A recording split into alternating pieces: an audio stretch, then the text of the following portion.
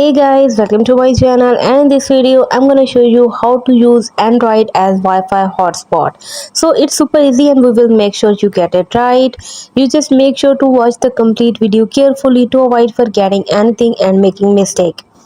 So guys, you can use Android device as a Wi-Fi hotspot to share your mobile data connection with other devices. So here I'm going to tell you about some steps that you have to follow. First of all, go to settings. Search for the network and the internet.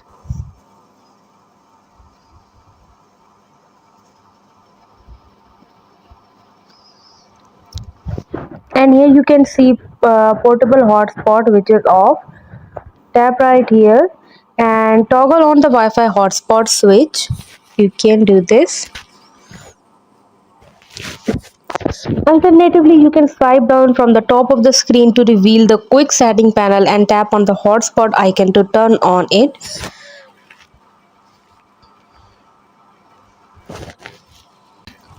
And here you can see hotspot option.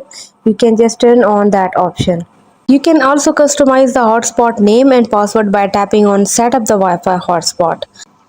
So guys, this is how you can use Android as a Wi-Fi hotspot. Hope you guys like my video.